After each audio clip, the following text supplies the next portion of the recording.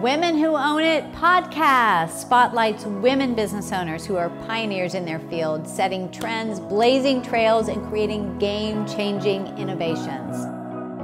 Brought to you by WBENC, the largest certifier of women-owned businesses in the U.S. and a leading advocate for women business owners and entrepreneurs. And me, Allison Maslin. I've been a business owner for the last 35 years. I'm the Wall Street Journal best-selling author of the book, Scale or Fail. So join our bold community of women who built it, grew it, and own it. I'll see you on the show. Welcome to Women Who Own It podcast, brought to you by WBENC, the largest certifier of women-owned businesses. The Women Who Own It podcast is supported by Target, a women-owned corporation. And this show is for women business leaders by women business leaders. And I'm your host, Allison Maslin, founder of Pinnacle Global Network, where we mentor business owners around the world to scale their companies.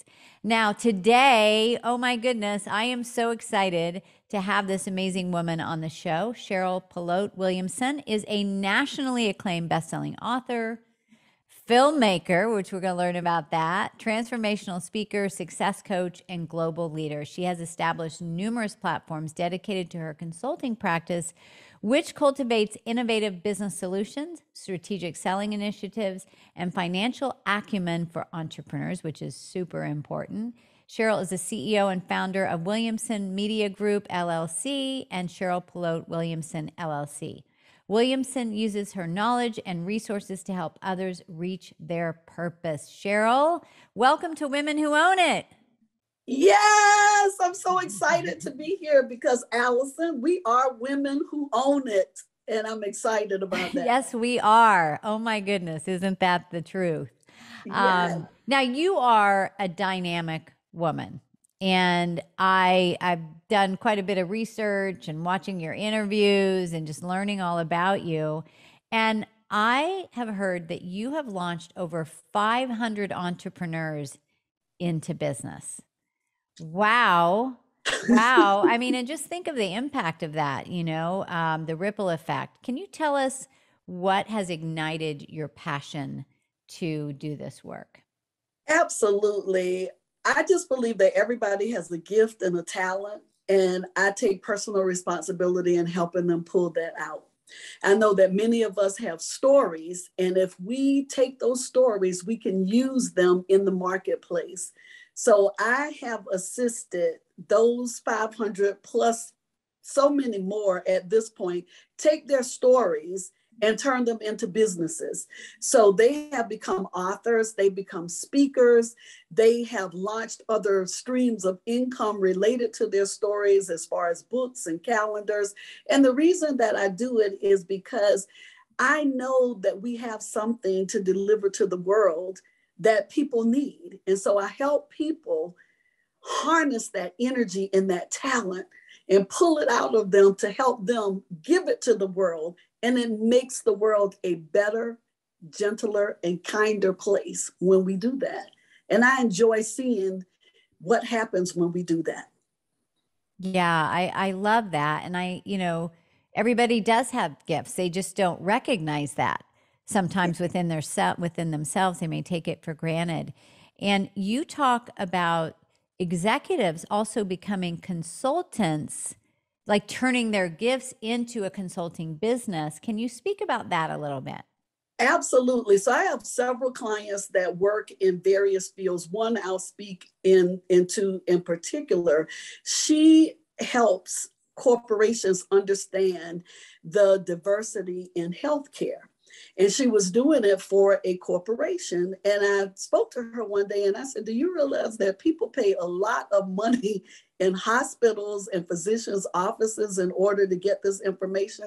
And she said, I didn't think about it. And I said, what you are doing in the corporation, you can consult people. And I asked, do you have people who are inboxing you, who text you and ask you a lot of questions? She said, yes. I said, are you answering those questions for free? And she said, yes. I said, we're not going to do that anymore. We're going to set you up as a consultant. We're going to talk about your fees. And her business took off. She's not working her corporate job anymore. She realized that she could make more money as a consultant than she was making on her corporate job. And Allison, a lot of us have the ability to become consultants. We just don't realize it. And so I help people recognize what that is. A lot of mothers that are trying to figure out, well, how can I leave the house? What can I do at home? They can become consultants. So if you've mastered a particular skill or a nursery rhyme or something that you do in particular with your child that other people are not doing, people will hire you as a consultant to get that information, and they'll pay big dollars for it. Yeah, it's interesting. They say 10,000 hours at something, you become an expert. So everyone's an expert at something, whether it's dog grooming or parenting or health or, whatever. I think just recognizing that. And I love that you're bringing that out in people. And I think, I grew up in an entrepreneurial family, but if you haven't had that exposure, really, how would you know? Right? You're right. You're right. And what I do is I encourage people who have not grown up in that environment to seek out those environments, to seek out mentors, sponsors, to get that exposure so you can figure out what my gifts and talents are. And I love, Allison, when you spoke about doing something for 10,000 hours, because that's how I became a dynamic speaker. I spoke wherever I could speak for absolutely free until I honed my skill enough where people would pay for it. Oh, yeah, I did that too. And I remember some of those early talks I did, they were horrible. Mine as well. Or I was terrified, but that's how you get better, right? Is that you just Absolutely. keep Absolutely. doing it. Now, I love that you talk about women shifting from being competitors to being collaborators. Yes. And, we in our company, Pinnacle Global Network, we have this amazing community and we talk about collaboration all the time. I think we're sort of raised with this idea, and especially in the corporate world too, really, I can't share this. I have to keep this to myself. Can you share a little bit more of your thoughts around this idea of supporting one another, collaborating, and why it's important? I found that we go much farther in business when we collaborate instead of compete, because there will be some tables that I can get to that you don't even know about. But when I'm in collaboration with you, then I'm going to make sure that you are at that table. And I believe that when women come together, we place ourselves in positions to absolutely soar in business, soar as collaborative spirits that work together to open the door of opportunity for women who may in the past have only encountered situations where it was about competition. So I pride myself on making sure that anything and everything that I'm involved in, that it is definitely about collaboration, not competition. I live it, I breathe it, I speak it. It's who I am as a person. I don't want to compete against anybody. And I feel, Allison, if we let each of us know and recognize that nobody can beat me at being me. That's the thing. If we know that in our mind, nobody has what you have to deliver to the world. Nobody can give it the way you give it. And so when I hear women say, well, just what you were just mentioning, I'm not going to share this with her because then she'll take it away from me. This is what I teach my clients. Abundance is for everyone. So Allison, you'll deliver in one way and I'll deliver in another way, but both ways are very necessary. Boy, you took the word out of my mouth, abundance, right? I mean, when you approach the world from an abundant mindset, there's plenty of business for everybody. Yes, yes. I mean, there's billions of people on the planet. I know that not all of them are our clients, but I do think that we are stronger together. And yeah, that's so beautiful that you really share that and teach that. Now, you are a business owner, and we all know business can have its ups and downs. It's a lot easier to stay inspired when everything is rolling along great. How do you personally, Cheryl, stay inspired and motivated when you hit that proverbial wall or you experience disappointment in your business? I always go back and I look at where I started. And when I look at where I start, I advanced. And I know if I did it then, I can do it again. So when I've hit a wall where I felt like, wow, nobody is buying any books, I reinvent myself. I go back and I look and I pick out all the things that worked. And then I look at what didn't work and I do the things that work better. So a lot of careful thought, a lot of self-care. This is the other thing. I don't beat myself up about where I am in that moment. Yeah, I mean Because, that's right. yeah, the self-care is great too cuz sometimes when we're just tired, you know, things are more extreme in our mind as well. But and I do like that you said you go back to the beginning. It's like what was the passion? What was the why? What was the reason that we started? Because I think we forget that sometimes, you know, when we get caught up in so much, especially in the last couple of years, all that the business owners have been through.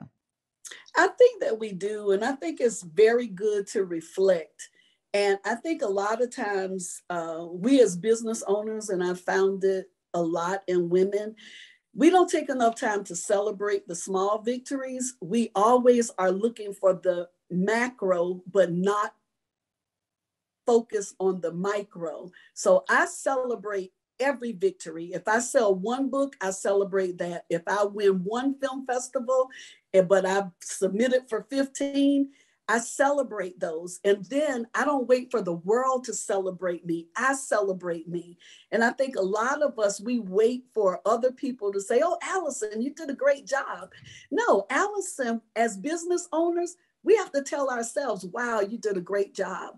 I can't wait to see what you do next, Cheryl. I say that to myself. And I say it especially on the days where things may not have gone so well. I say, Cheryl, wow, I cannot wait until you get up and start again.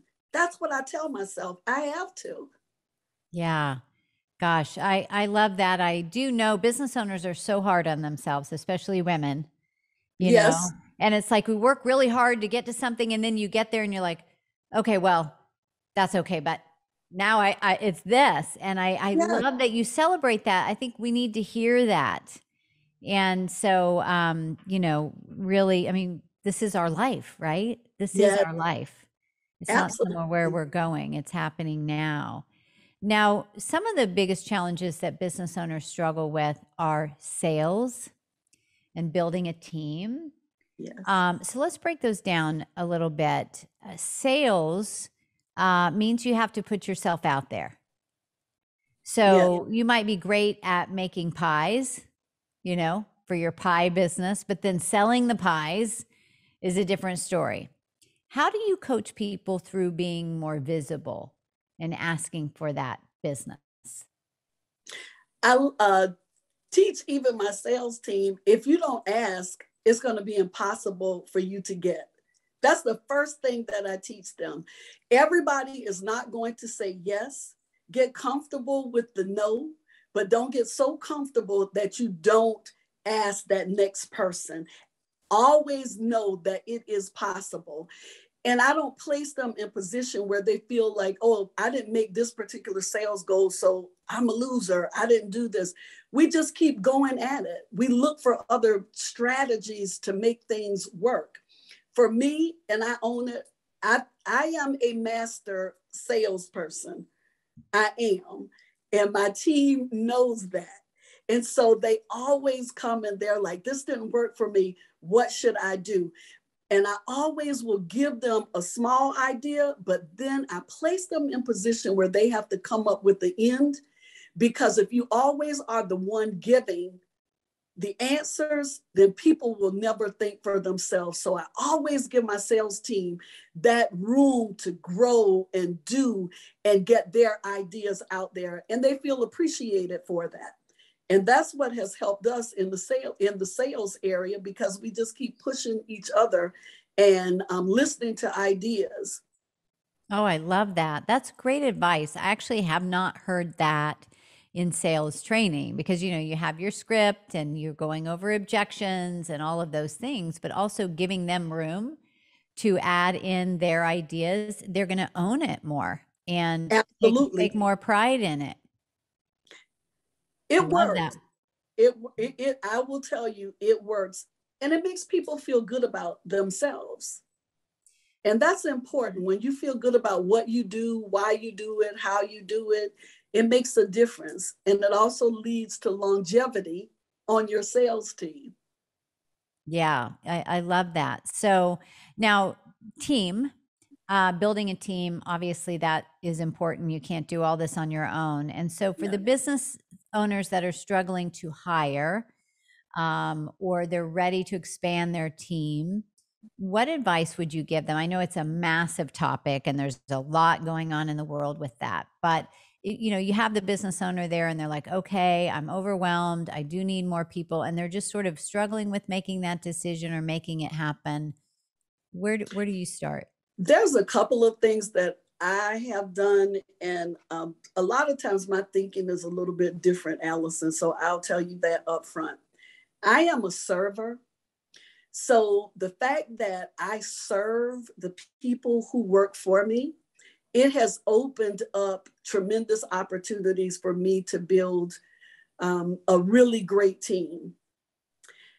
In building that team, I look for people who are visionaries, because I am a visionary. And when you have people around you who are not visionaries, you tend to stay stagnant in business because you are constantly explaining why you are doing everything that you're doing.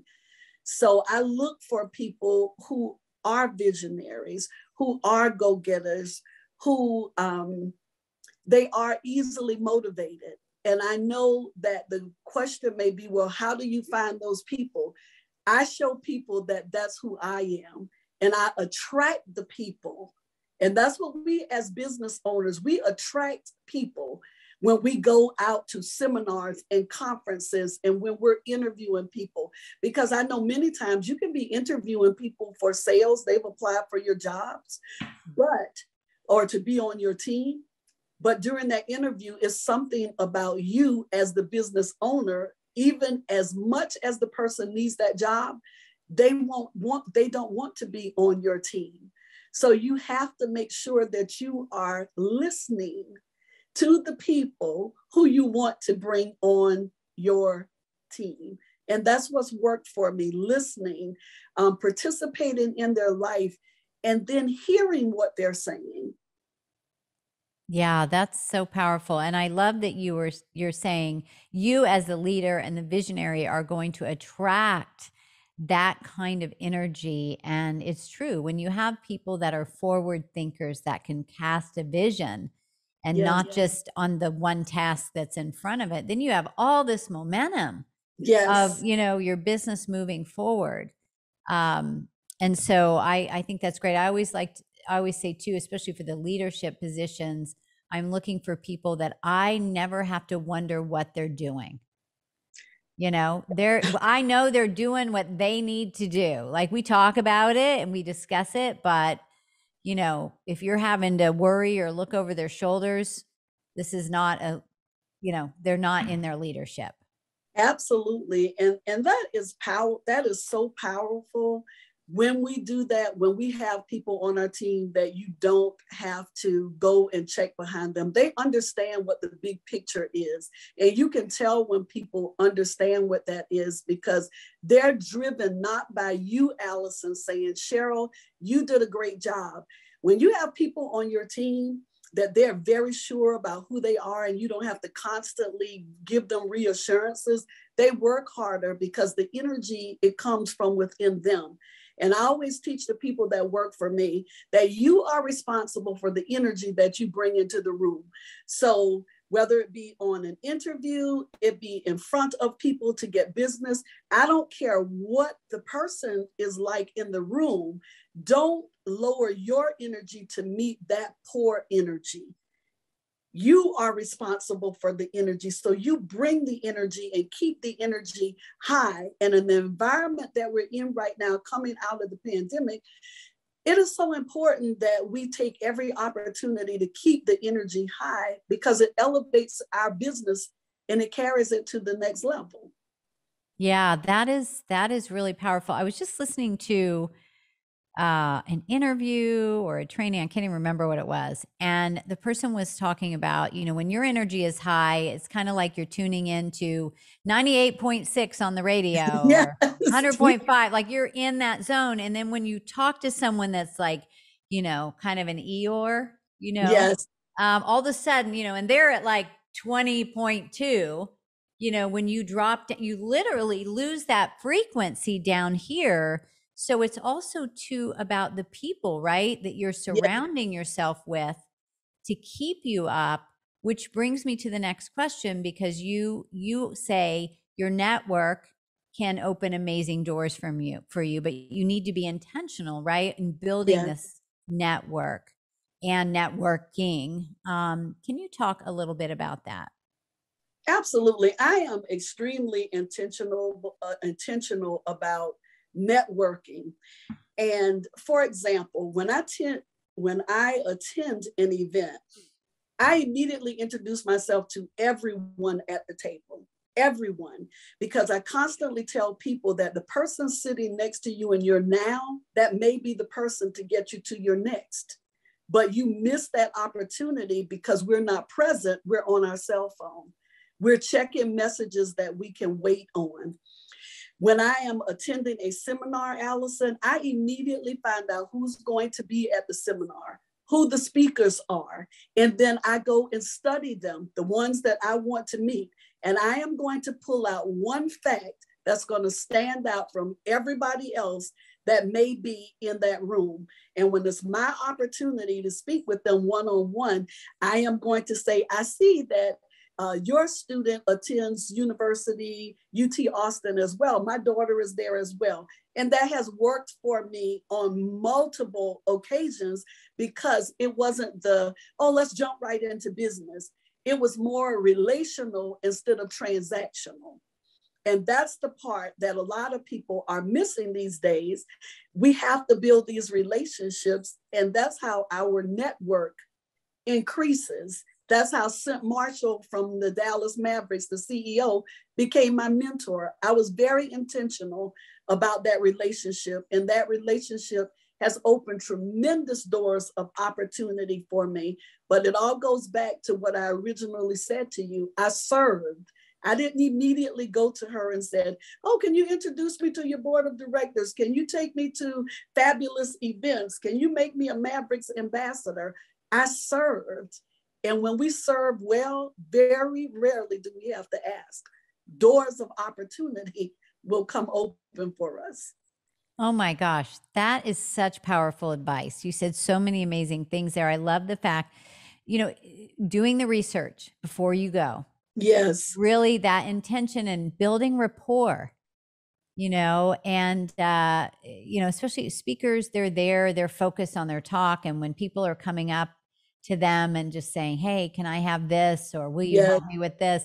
That's not what they want to hear in that moment. No. Right. And so you're really fantastic at that, Cheryl. So, and then speaking of speaking, you are hosting a Women of Color series in 2022 this year for WBENC, Conversations That Count. What do you hope to accomplish and help women of color WBEs through this series? My absolute intention is for women of color to realize that you have people cheering for you that want to see you succeed. We want to create an environment. I won't even say we want to, we have created an environment where women of color can come together and express ideas with other women of color and form collaborative partnerships that will build generational wealth that will transcend time. And I take that very seriously with every activity that we have planned. Our next is our vision board session on May 20th. And I'm extremely thrilled about that because I know the value of visioning. I know the value of affirming yourself. And when you know who you are, business becomes second nature. You don't doubt yourself. You'll walk into a room and there's nobody that looks like you, but you command the room because you're so sure about who you are. And that is what my desire is to cultivate in those sessions, is to help women become very sure and matter of fact about who you are in an intentional way that changes the way that you do business.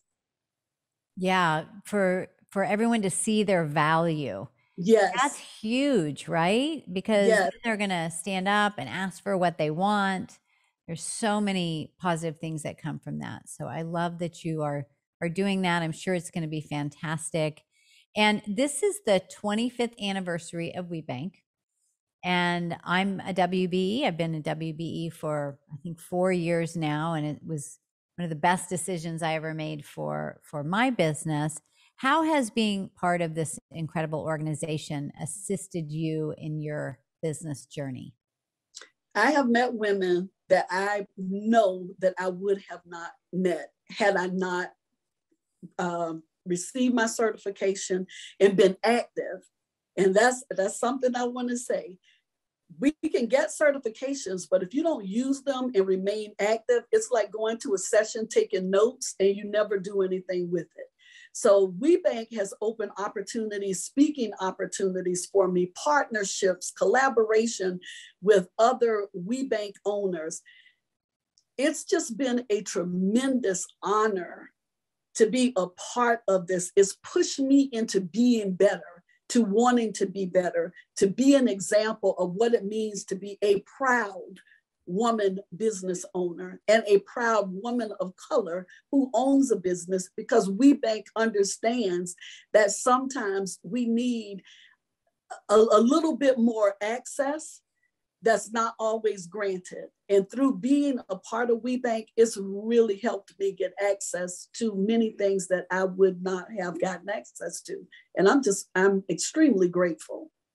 Yeah, I agree with everything you said. And I love that you said, it's not just getting certified, it's also participating, getting involved, networking. Look, that's how I got this opportunity here, being the host of this podcast, and I get to meet you. Yes. So, just getting certified and sitting and waiting for things to happen, it's not going to. Like, you really want to get involved, and it's fun, it's rewarding. It really is. It gives you a broader sense of the world. So on those days when you feel like, oh my goodness, I can't go on, you can always call up a sister that you met at WBENC, and she'll speak to you in such a way and say, oh no, you have this. Let me bring you to the table. Let me introduce you. Oh, they have funding over here. You didn't know about that? Let me bring you to the table. That's the difference. You have sisters in arms. At WBENC, you have sisters that are not going to allow you to fail. They're just not. Yeah. Yeah. So powerful. Now, Cheryl, with everything you do, the books, the films, the speaking engagements, and I want to hear about your film. What is most important for you as you are building your legacy? I love that question, because I just said to my children recently, I said, I'm not going to live forever, but I am creating a legacy that will. So the legacy that I'm creating is one of showing other people kindness and what serving can do for you, what doors will be open to you. The fact that I've served and sown into the lives of so many people, my legacy is sealed. I have people who have called me and said, if you didn't give me that woman-owned grant that particular month, my lights would have been out. Now I'm making millions of dollars because I was able to do this or that. That is important to me. it is so important to me that I have actually gifted an organization that was building a home for women and children, and my name will be on the gallery.